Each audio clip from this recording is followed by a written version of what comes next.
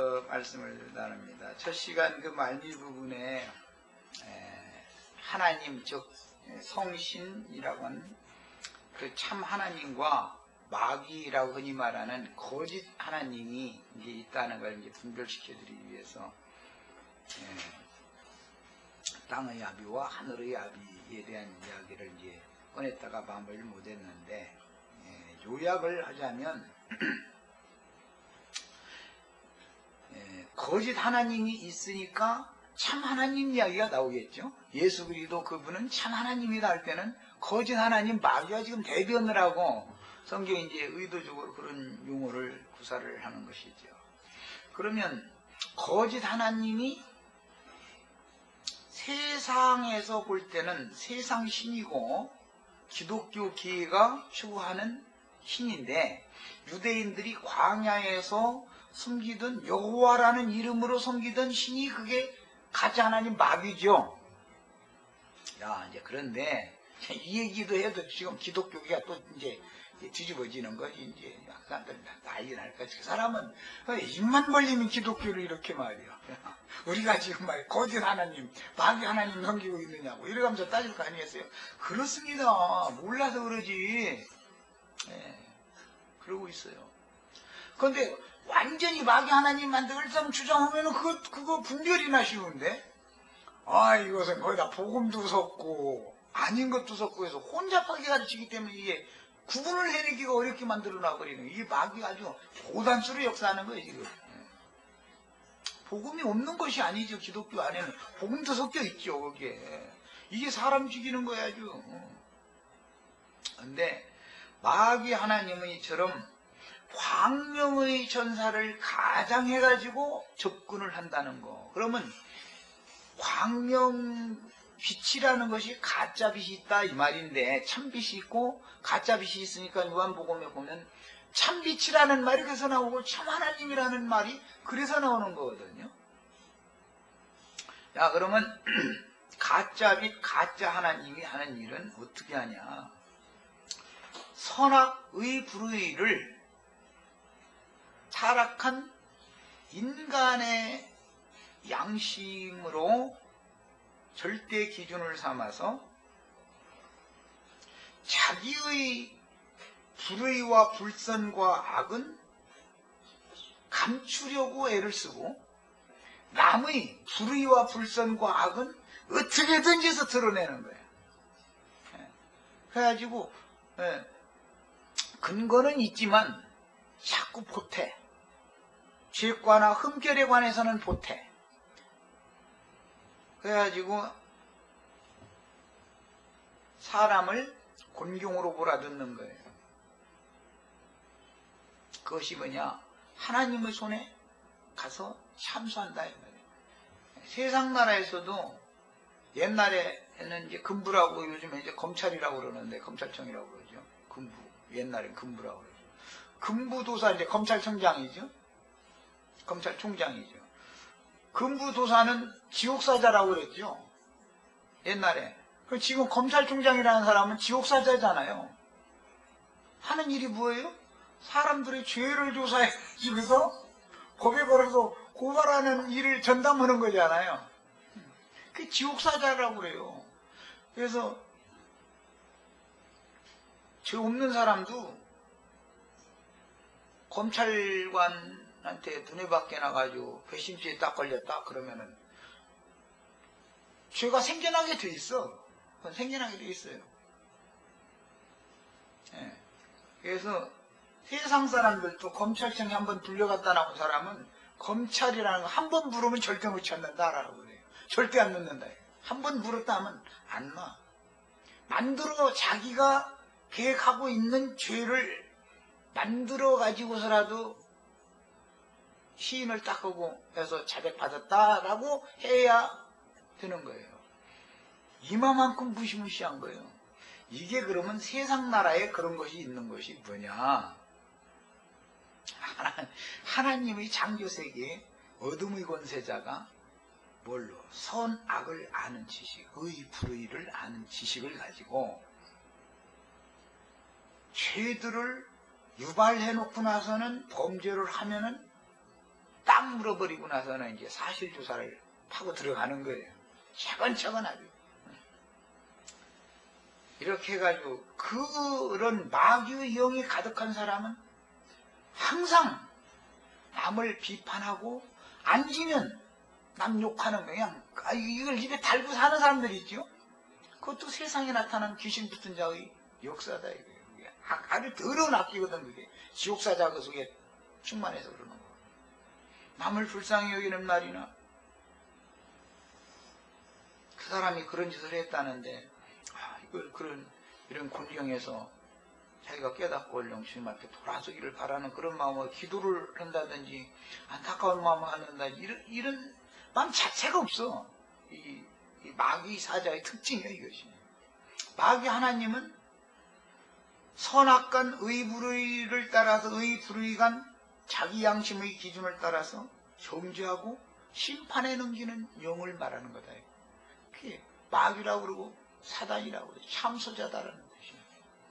그 다음에 대적자라는 뜻이에요. 그건 인간 세상에서는 그건 너무 옳은 사람이에요 그게. 그러나 하나님, 참 신은 사람을 의도적으로 연약한 육신을 입혀서 세상에 태어나게 하셨기 때문에 창조자가 목적이 있어 이렇게 했기 때문에 여기에 근거를 두고 모든 걸 판단한다 이거예요. 사람 약할 수밖에 없는 거예요. 그렇게 한 것이 너무 당연한 거예요 사실은 그게. 그렇게 안 했으면은 그것이 오히려 이상한 거예요 그게. 원래 한 사람을 창조된 게 그렇게 창조됐는데 목적에서 이렇게 조물주가 이렇게 지어놨는데 인간이 생각하는 것처럼 그렇게 의롭고 거룩하고 완전한 게 아니다 이게 인간이라는 건 누구나. 그래서 하나님은 사람을 자비와 긍휼로 대하시고 사람이 범과가 있을 때 그가 돌이키기만 한다면 없던 걸로 간과라고 덮어주는 거예요. 없던 걸로 해버리는 거예요. 이것이 참 하나님이다. 그래서 거짓 하나님과 참 하나님을 구분을 할 줄을 모르면 복음이라는 것이 뭔지를 모른다. 왜 복음이 필요한지도 몰라. 성경이 기록된 목적이 뭔가도 몰라. 천사의 목적, 하늘의 천사들에게 목적이 있는 게 아니에요. 땅의 흙으로 지음받은 연약한 질그릇인 인자들에게, 사람에게 하나님의 목적이 있어요. 인자는 약한 거예요. 질그릇이라는 거 당연히 약하다는 뜻이죠. 어쨌든 흙그릇이라는 것은.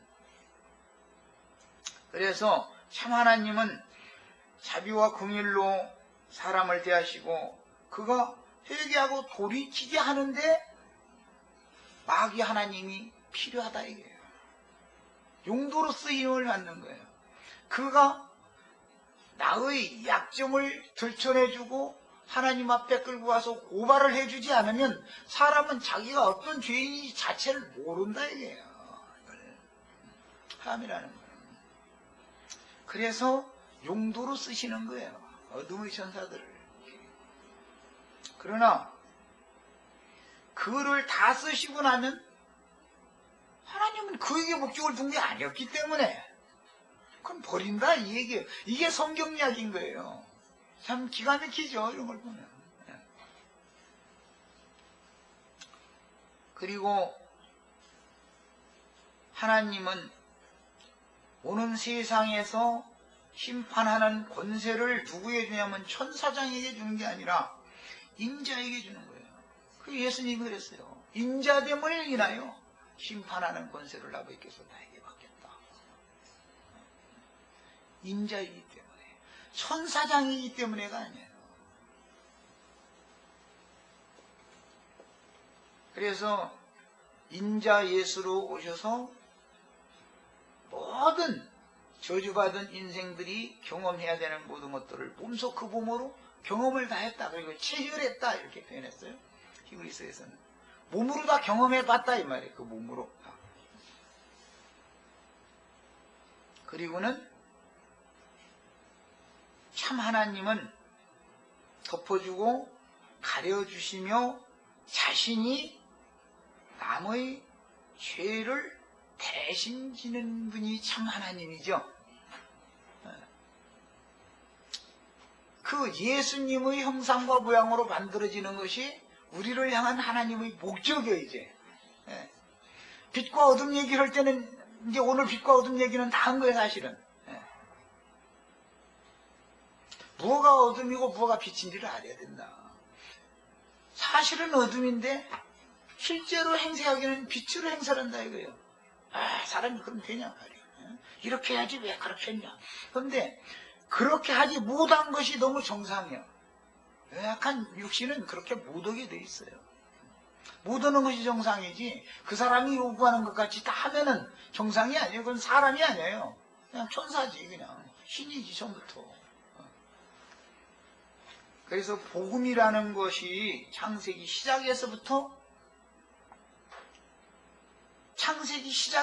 계시록 끝까지 전체 지금 죄인된 사람을 어떻게 구원해서 하나님의 영광에 이르게 할 것이냐의 목적을 두고 기록된 것이지, 무슨 인류사라든지 무슨 지구과학이라든지 천체과학이라든지 이런 것을 말하는 게 절대 아니다 말이야. 절대 아니다.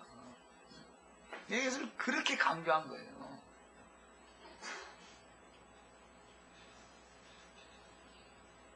하나님은 어떤 물질적인 형체가 아닌 신성한 인격이시므로 성신은 하나님의 거룩한 품성이신데, 가장 거룩하고 의로우신 그 신이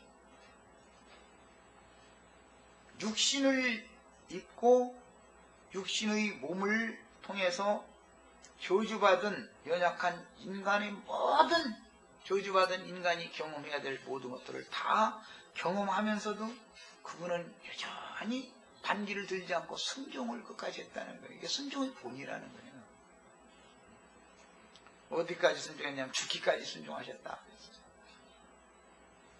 그런데 하나님께서는 모든 이름 중에 가장 뛰어난 이름을 그분에게 주셨는데, 이게 부활이다. 그게 이제 빛이 쓰라. 이 첫날의 빛이 바로 그리스도를 말합니다. 참빛이다. 넷째 날의 광명체들의 빛과는 다른 빛이잖아요, 이 빛은. 로마교와 다른 종교계에서는 그 조물주 신을 하늘님, 그런데 하느님이라고 부르죠. 님이라는 말은 존칭어를 붙이는 말인 거고, 하늘을 경천사상, 경외하는 사상 때문에 하느님, 하늘님이라고 부르는 거예요. 하늘님. 하늘이라는 말이 뭐냐? 왕이나 대제사장이나 그 선지자를 말한다는 건 내가 여러 번을 이미 말씀을 드렸어요. 이것은 지고하다, 가장 높다 이 말이고, 그 다음에 지극히 광대한 분이다, 가장 넓은 분이다. 그게 이 하늘이라는 것은 높고 넓죠. 그래서 이런 경천사상을 반영하는 의미로 로마교 성경은 하느님이라고 다 번역했죠. 번역에.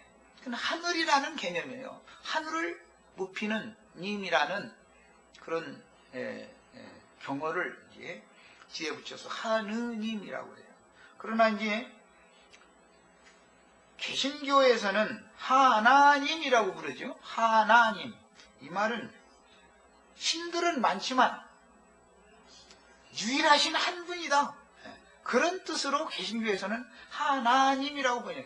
그 개신교 번역 성경에는 하나님이라고 다 되어 있고, 로마교 성경 번역에 전부 하느님이라고 되어 있죠.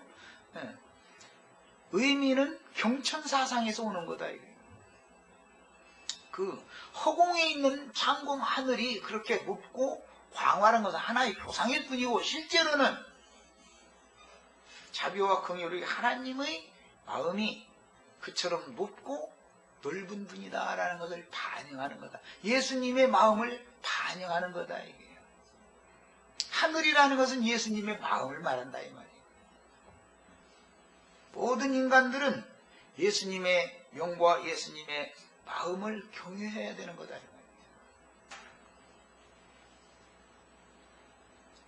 그 그 다음에 당연히 피조물인 마귀는 마귀의 사자들과 마귀의 자녀들을 통해서 그들의 성품과 인격으로 나타나므로 주님은 유대교 지도자들에게 너희 아비는 처음부터 살인한 자요 거짓의 아비인 마귀라고 선언하셨고 너희와 너희 아비의 욕심을 너희도 행하고자 한다 라고 드러내셨는데 첫 시간에 말씀드린 것처럼 이것은 유대교 지도자들이 교권을 휘둘러서 말하자면 지식의 열쇠를 그들이 가지고 가가지고 힘없는 백성들을 지식의 열쇠라는 것이 선악을 아는 지식이에요. 사실은 신학이라는 거예요. 오늘날로 선악과라는 것이 오늘날은 신학입니다. 그것을 휘둘러서 힘없는 백성들을 갈취하며 인간들에게 영광을 받는 짓은 타락천사장과 반역천사들이 그 악행이 재현되는 것을 보여주는 거다.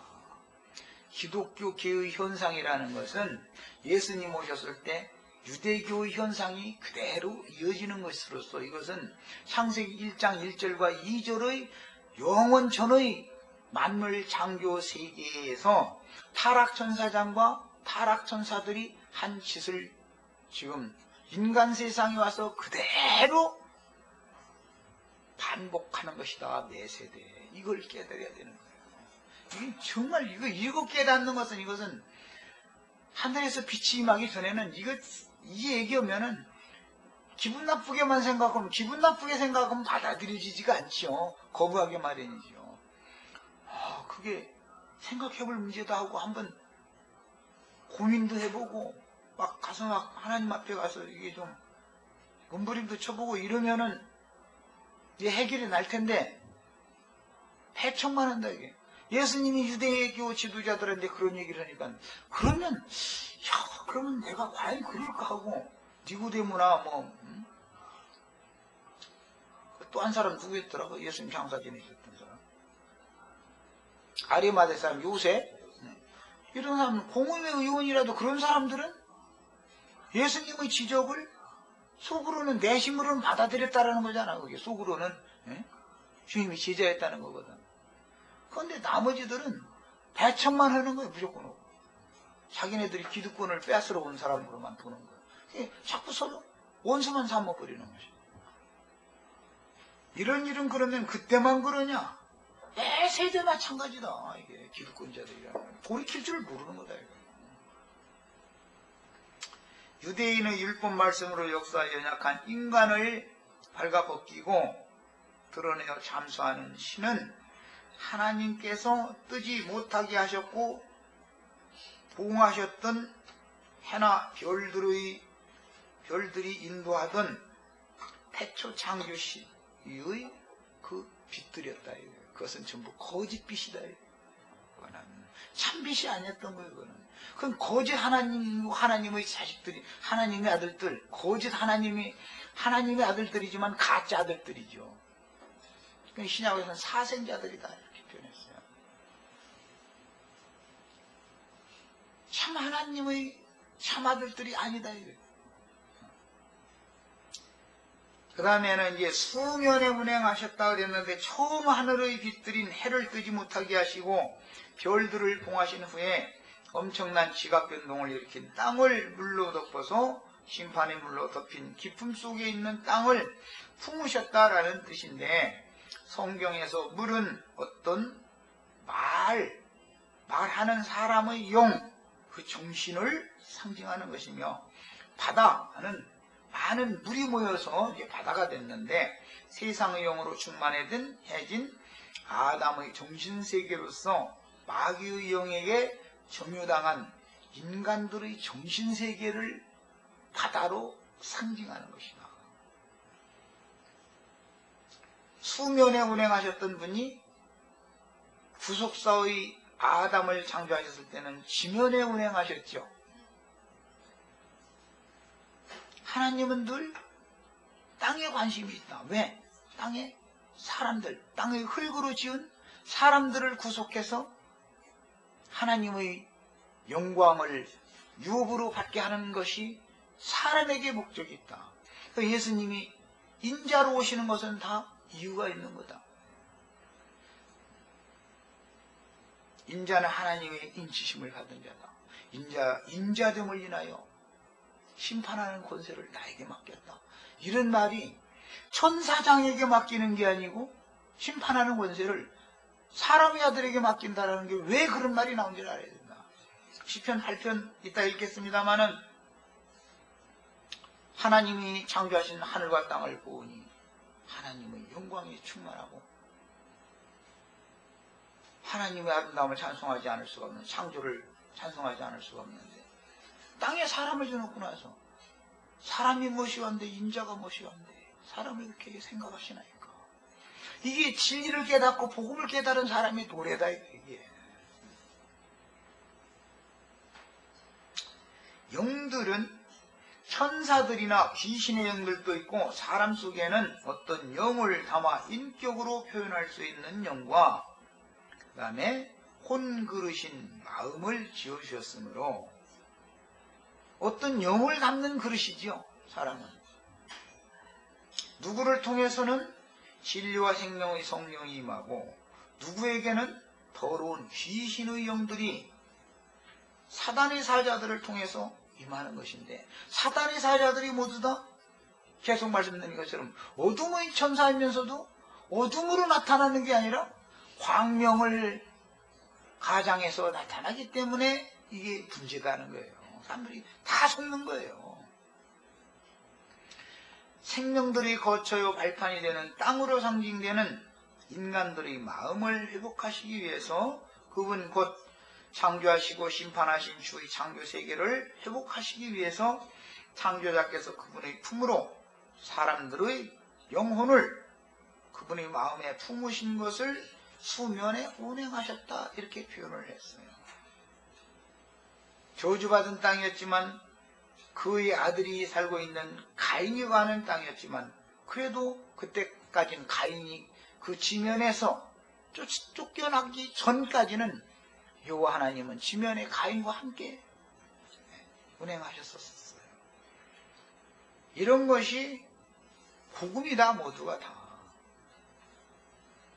연약하고 불쌍한 죄인된 인간들이 생존해야 하는 저주받은 땅에 하나님 자신이 오셔서 운행을 해주시는데, 운행한다라는 것은 괜히 걸어만 다니는 게 아니죠. 물 위에 운행하실 때는 궁창 위의 물과 궁창 아래 물을 나눠서 묻을 드러내게 하시는 말씀을 선포하시려고 물 위에 운행하셨던 것이고, 지면에 운행하실 때는 저주받은 땅에서 쫓겨난 사람들을 다시 회복해서 새하늘과 새 땅을 유업으로 물려줄 것을 말씀을 선포하러 오시는 것이다 이거예요. 하나님이 운행하시는 것은 늘 하나님은 말씀이시기 때문에 무언가 말씀하시려고 운행하시는 것이거든요. 그 다음에 계시록 2장 1절에는 오른손에 7 별을 붙잡고 7 금 등대 사이를 거니시는 인자 같은 이의 모습이 나오는데, 교회가 비록 세상에 있고 주님의 마음에 흡족하지는 못해도 여전히 모든 교회들을 돌보시며 회개를 끝까지 촉구하시는 주님의 마음을 우리가 읽을 수가 있습니다. 주님의 인내심은 참 어마어마하죠. 우리가 구원받았다고 해도 여전히 구원받은 사람들이 모여있는 게 교회인데, 각자 자기 스스로도 말씀을 기답해 자신을 점검해 보면 하나님의 마음에 내가 이 상태로는 마음이 합하지 못하다는 걸 스스로도 안다. 그렇지만 하나님이 여전히 교회들을 거닐고 계시다. 교회들 사이를. 이건 뭐냐? 결국 물 위에 운행하셨다, 지면에 운행하셨다, 교회들 사이를 운행하셨다. 이게 운행하신다는 건 은혜로 사람들을 찾아오시는 것을 의미하는 말인 것을 알 수가 있는 거다. 하나님이 은혜로 죄인된 사람을 찾아서 사람과 함께 계시는 상태를 의미한다. 그 은혜라는 말은 왕이 그 나라에서 제일 낮고 천한 어떤 백성이 몰래 야밤에 이렇게 갑자기 이렇게 찾아가는 것 보고 은혜라고 그러죠. 그 은혜라는 용어 자체가 그런 뜻이에요. 가장 높은 분이 가장 낮고 천한 자에 가서 무릎을 꿇었다. 그런 원어의 뜻이 그런 뜻이에요. 참, 그 문자, 이 단어 하나만 알아도 참 기가 막히죠. 성경의 의미가 말하는 바가. 예수님이 나 같은 죄인에게 오셔서 무릎을 꿇었다 이러면 이거는 사람의 말로는 설명하기 어렵죠. 우주의 주인이 조물주께서 나에게 찾아오셔서 짐이 왔노라 이러고 또 들은 게 아니고 무릎을 꿇었다는 거예요. 이런 걸 은혜라고 그럽니다. 그 다음에 하나님은 끝까지 사람이 회개하고 돌이키는 것을 원하시고 그걸 촉구하기 위해서 어둠의 천사들을 의도적으로 이렇게 허락을 하셨다는 것. 그 다음에 주님의 마음은 심판의 물로 덮인 인간들을 여전히 불쌍히 여기시는 하나님입니다. 자비의 하나님이요 긍휼의 하나님입니다. 무조건 심판만 하는 하나님은 아니다. 그러나 이제 이것은 한시적인 것이죠. 은혜의 때라는 것은 육신의 장막을 입고 생존 세상에 살아있는 때만을 은혜의 때라고 그런 것이지, 이 은혜의 때가 끝나면 사후세계에 가서는 은혜가 없는 것이죠. 그래서 생존 세상도 지옥이지만 생존 세상보다 더 어마어마한 뜨거운 지옥이라는 것이 사후세계 하나님의 자비와 은혜와 긍휼이 없는 이제 어둠의 천사 마귀에게 막 맡겨 그냥 던져버린 상태. 그런 것이 지옥에 떨어졌다. 영영한 불에 들어간다. 이렇게 표현을 하는 겁니다. 그 다음에 요한복음 1장 1절이나 11절, 요한 1서 1장 1절에서 창조주이시며 구원의 주이신 주 예수께서 하나님의 저주와 심판 아래에 있는 세상을 찾아 자기 땅, 자기 백성에게 오셔서 장막을 치셨다고 신약에는 번역을 이렇게 했습니다. 운행이라고 하지 않고 장막을 치셨다고 해요. 이 말은 예수님이 우리의 거할 집이 되어주셨다 그런 뜻이에요. 거처가 되어주시러 오신 것이죠. 죄인들의 거처.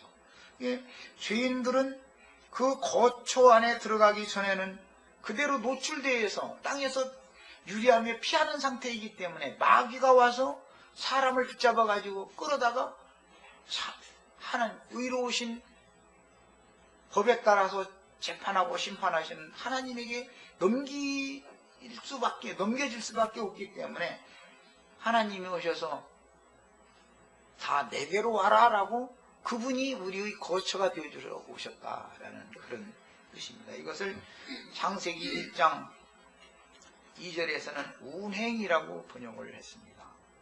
운행이라는 것은 사실은 은혜로 찾아오신다라는 그런 뜻이다라는 거.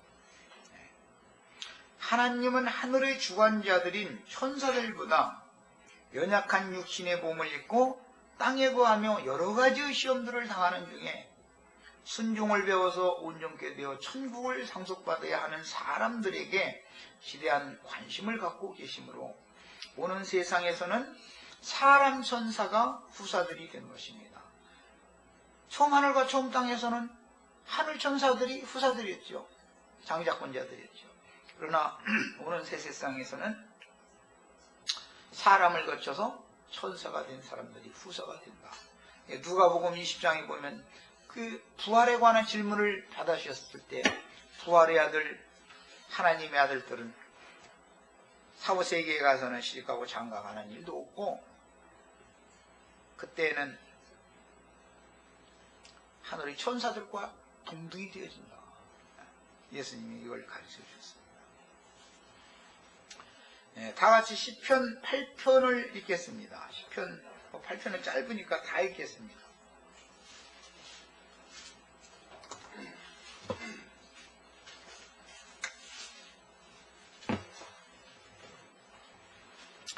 여호와 우리 주여, 주의 이름이 온 땅에 어찌 그리 아름다운지요. 주의 영광이 하늘을 덮었나이다. 주의 애적으로 말미암아 어린아이들과 젖먹이들의 입으로 권능을 쏟으시며 이는 원수들과 보복자들을 잠잠하게 하려 하시니이다. 주의 손가락으로 만드신 주의 하늘과 주께서 베풀어 주신 달과 별들을 내가 보니 사람이 무엇이건데 주께서 그를 생각하시며 인자가 무엇이기에 주께서 그를 돌보시나이까. 그를 하나님보다 조금 못하게 하시고 영화와 존귀로 관을 씌우셨나이다. 주의 손으로 만든 것이 것을 다스리게 하시고 만물을 그의 발 아래 두셨으니 모든 소와 양과 들짐승이며 공중의 새와 바다의 물고기와 바닷길에 다니는 것이니이다. 여호와 우리 주여 주의 이름이 온 땅에 어찌 그리 아름다운지요. 1절 끝절에 다 주의 이름이 온 땅에 아름답다. 땅에서 아름답다 그랬어요. 하늘에서 아름답다 하면 참 사람 소망이 없는데 하나님은 하늘보다는 땅이 더 목적이 있다라는 걸 알 수 있고, 땅에 사람을 지은 것은 사람을 통해서 세세토록 하나님이 영광과 찬송을 받는 것이 하늘의 천사들을 통해서 영광과 찬송을 받는 것보다 더 기쁘다는 것을 하나님의 마음을 우리는 읽어낼 수가 있는 것이죠. 그런데 타락천사장과 타락천사들은 하나님의 영광을 인간 세상에 와서 사람들을 유혹해서 탈취해가지고 하나님이 받아야 되는 영광을 천사들이 받고 있는 것 때문에 이것이 반역인 것이죠. 그런데 그것은 세상의 권세자들이나 특히 종교 지도자들이 그런 반역 천사장과 천사들이 행하는 일들을 그대로 행한다. 이걸 일러서 적그리스도들이라고 그러는 겁니다. 이제 적그리스도 얘기까지 나왔습니다. 어떠한 신부나 어떠한 목사나 이런 교권을 주장하는 자들은 다 적그리스도들이에요. 적그리스도들이라는 것이 어디 그들이 지금 계시록 강의하면은 뭐 베리칩 넣어주는 사람이 뭐 적그리스도야 뭐 별소리 다 했었지만 무슨 컴퓨터 칩을 가지고서 사람을 미혹하고 뭐 이거는 애들 장난도 같다는 놈의 소리 하는 거고, 무슨 놈의 컴퓨터 칩이 짐승의 이름이 되겠어요. 말도 안 되는 소리고, 사실은 유명하다는 예배당 목사님들이 적그리스도들인 거예요.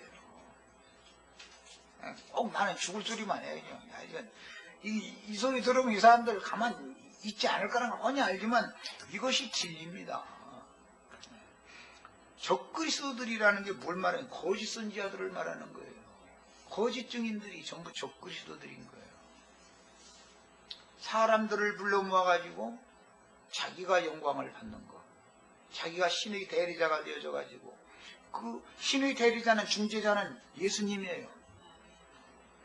지가 신의 대리자가 되어져가지고 지가 하나님께 영광을 다 받고 성도들을 통해서 부귀와 영화와 모든 것을 다 누려. 이것이 다 적그리스도들인 거예요. 오늘 창세기 첫째 날 하는 시간에 기본적으로 이것을 깨닫고 돌아가시는 게 필요합니다. 이게 참 이런 걸 깨달으려면 이것은 계시가 아니면 빛이 임하기 전에는 할 수 없는 말이죠. 창세기 1장 3절에 하나님이 가라사대 빛이 있으라 하시매 빛이 있었고 하나님이 보시기에 좋았더라 그랬는데, 고린도후서 4장 3절로 6절에서 이 말씀이 인용이 되었죠. 자, 찾아서 같이 읽겠습니다. 창세기 1장 3절 빛이 있으라 하시매 빛이 있었고, 이 있으라 있었고 이런 것은 존재, 그리스도를 말하는 거예요. 모든 것의 존재는 그리스도죠.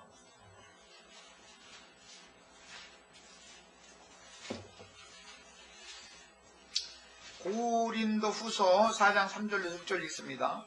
만일 우리의 복음이 가리었으면 망하는 자들에게 가려진 것이다. 그러니까 빛이 곧 복음이죠. 그래서 다른 데는 영광의 복음의 광채다. 이 밑으로 나가는 말씀이 이렇게 되어 있잖아요.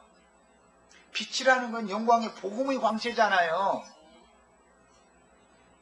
복음이 빛인 거예요. 복음이. 거짓 복음이 어둠이고 예. 그 중에 이 세상의 신이 믿지 아니하는 자들의 마음을 혼미하게 하여 그리스도의 주천했습니다. 이제 영광의 복음의 광채가 비치지 못하게 하니. 복음을 가리는 것은 빛을 가리는 어두운 구름이 하는, 표상적으로 볼 때는 햇빛을 어두운 구름이 이렇게 가리면 빛이 가려지지요. 그건 하나의 상징이고, 실제로는 영광의 복음의 광채를 가리는 일을 누가 하느냐? 신학이라는 걸 가지고, 신학이 어두운 구름이지요. 선악을 아는 지식이에요, 이게. 그런데 다 그게 광명을 가장한 것이다, 이거예요. 비친 것처럼 나타내는 거예요. 그 거짓된 빛을 가진 자들이 복음 전파를 대적하고 해방하는 거. 예수님이 오셔서 천국 복음을 증거하고 선포하실 때, 하나님 나라의 복음을 증거하고 선포하실 때 예수 그리스도를 해방하고 대적하는 게 뭐예요? 영광의 복음의 광채가 비치지 못하게 하는 일이다. 이런 걸 그래서 적그리스도들이라고 해요. 적그리스도들이 예수님 당시엔 유대교 지도자들이었던 것이지, 무슨 땅속 사흘 동안 파고 들어가면 거기에서 왕으로 타는 그렇게 있는 게 아니었어요. 절대 그렇게 있지 않은 거예요. 그 당시 헤롯 왕이나 유대교의 대제사장 안나스나 가야바, 그 다음에 그 당시에 랍비라고 칭함을 받던 자칭 큰 자들이 다 적그리스도들이었던 거예요. 그게 그래서 복음의 광채가 비치지 못하게 하니 그리스도는 하나님의 형상이니라. 우리는 우리를 전파하는 것이 아니라 오직 그리스도 예수의 주 되신 것과 왜 이야기를 하는 거죠? 자기 자신을 사람들에게 자꾸 세뇌시키고 자신을 부각시키고 사람들이 마음속에 자신을 자꾸 심어놓는 것을 하는 자들이 그때 당시 있었기 때문에 이 말을 하는 거죠. 설교를 해도 자꾸 자기 예배당에 나오는 많은 신자들에게 예수님을 심어놓으려고 하지 않고 자기 자신을 자꾸 신자들에게 심어놓는 자들이 있어요. 그게 다 적그리스도들이 하는 수단인 거예요. 이게 그렇게 예수님이 심어져 있지 않고 그 예배당의 목사가 심어져 있기 때문에 입만 벌리면 우리 목사님이 나오는 거예요. 그래서 그 속에 그게 들어있으니까 그게 나오는 거예요. 그게 주님의 몸된 교회가 심어져 있지 않고 자기네들끼리만 모이는 예배당 심어져 있기 때문에 우리 교회라는 말이 서슴도 없이 나와버려요. 그냥 우리 교회 갑시다. 우리 교회는 이렇고 이렇고 우리 목사님이 어떠고 이렇게 나와버려요. 그것은 뭐 더듬지도 않아. 어떻게 세뇌당해서 그런다 이게. 그것이 심어져 있다 이게. 우리는 주님의 교회를 세우는 사람들이고 그리스도께 영광을, 그리스도 이름을 자랑하고 선전하는 사람들이지 어떤 인간의 이름을 선전하거나 예배당을 자랑하는 사람들이 아닙니다. 여기도 예배당 다니는 사람들을 보면 세계에서 제일 큰 교회당이라고 그런 소리 나오고 무슨 예배당 건물 큰 거 누가 묻기나 해. 그냥 세계에서 제일 큰 교회당이라고. 그런데 그보다 더 큰 교회당이 자꾸 더 생겨가지고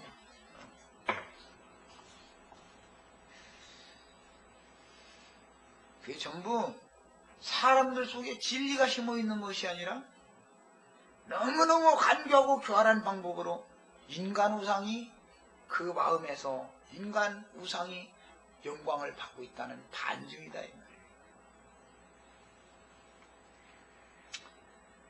오직 그리스도 예수의 주 되신 것을 전파하고 또 예수를 위하여 우리가 너의 종된 것을 전파한다 이렇게 했어요. 그런데 오늘날 기독교계에서는 목사 잘 섬기는 게 죄종 잘 섬기는 하나님 섬기는 이렇게 말해버려요. 그건 뭐 양심의 가책도 없어. 그런 소리 그냥 하고도 그건 너무 당연한 걸 해버립니다. 어떻게 목사 섬기는 거예요? 주님 섬기는 겁니까? 목사 섬기는 건 목사 섬기는 거고 주님 섬기는 건 주님 섬기는 것이지. 진실한 주님의 목회자들은 우리는 너희 종이다 말이야. 왜? 이런 개념이 사도들에게 이런 개념이 왜 있었던 거예요? 교회의 주인, 남자 주인은 주님이시고 교회라는 것은 그 주님의 아내이기 때문에 바깥 주인의 종은 안 주인의 종이란 말이에요. 이런 개념이단 말이에요. 사도들은 이렇게 사역을 했단 말이에요. 우리가 너희 종이다 말이에요. 하나님의 주님의 종이면 교회의 종이다 이런 말인 거예요. 그런데 주님의 종을 앞세워놓고 나서는 사실은 교회에서 지가 우두머리 노릇을, 지가 주인 노릇을 딱 해버리잖아요. 주인이 잠시 종놈에게 구타하고 어디 좀 갔다 올 동안 집안일 좀 잘 처리를 해라 그러면 여주인이 명령하면 그걸 따라가야 되는데 여주인이 명령이 어디가 있어? 여주인이 그냥 시잡도 시잡아놓고 짝소리도 못하게 만들고 그 여주인이 주님 오시면은 안 이루겠어요? 다 이루지. 저놈이 말이야 당신 없는 사이야 말이야 날 이렇게 학대에 있다고 말이야 이런 저주를 보는데 그럼 뻔한 거예요 이게. 그런데 그 사람들은 입만 벌리면 또 영광의 멸류관까지 예비되어 있다. 그것도 디모데 후서 말씀 성경 구절에 저희 펴는 것은 다 갖다 주소 성경. 영광의 멸류관이 예비되어 있는 게 아니라 실베나 뜨거운 꺼지지 않는 불이 예비되어 있어요. 그런 사람들은. 야 이제 창세기 1장 3절 말씀 어두운 데 빛이라 말씀하셨던 이 창세기 1장 3절 말씀 여기 인용하는 것이죠. 그 하나님께서 예수 그리스도의 얼굴에 있는 하나님의 영광을 아는 빛을 우리 마음에 비추셨느니라. 창세기 1장 3절에 빛이 있으라 하셨다는 것은 물속에 덮여있는 땅에 이제 빛이 투과되어져라 라고 하셨다라는 말인데 이건 그때 당시는 현상적으로 이제 그런 거예요. 그런데 이것은 결국은 심판의 물이 덮고 있는 타락한 인간 세상에 있던 사람들이 마음에까지 하나님의 복음이 깨달아져라 라고 선포했다 이 말이에요. 복음을 깨달으면 빛이 오는 거죠.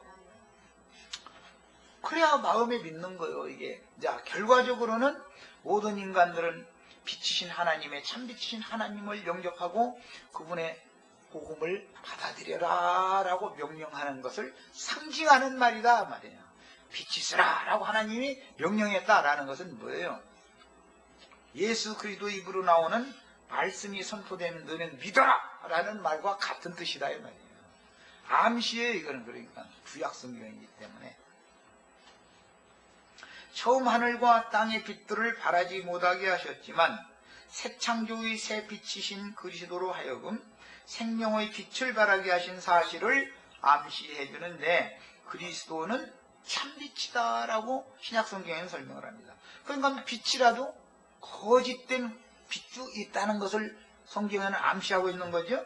그 다음에 참 하나님 얘기가 나오면 가짜 하나님, 거짓 하나님이 있다는 거다 이 말이에요. 그런데 많은 사람들은 사실은 가짜 하나님에게 다 속고 있는 것이 문제죠. 그리스도의 말씀은 영생의 말씀인데 마귀도 빛을 가장하지만 거짓 빛이라는 의미이니 실제로는 의문의 율법 하나님의 대리자를 자처하는 자들에게서 나오는 가르침들은 사실은 거짓 빛이요 죽이는 독이 가득한 선악을 알게 하는 지식나무의 말이니 연약한 인간을 함부로 정죄하고 심판에 넘기는 말은 뱀의 독이 가득 들어있는 거짓말들인 거예요. 그것이 진리가 아닌 겁니다. 그런데 그 뱀의 거짓말이 진리로 둔갑을 하는 것이 세상 나라의 복음 전파라는 거다. 이게 거짓 복음이다. 거짓 예수, 거짓 영, 다른 영을 자꾸 세뇌시키는 수단이다.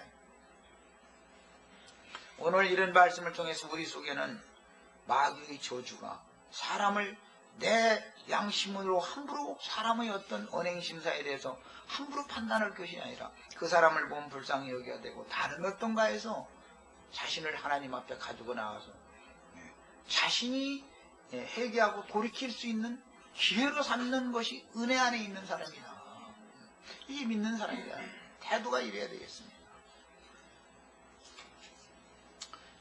자, 이제 시간이 다 돼서 그럼 여기까지 하고 애찬하신 다음에 이제 이 밤과 낮을 나누는 말씀을 더 나누도록 하겠습니다.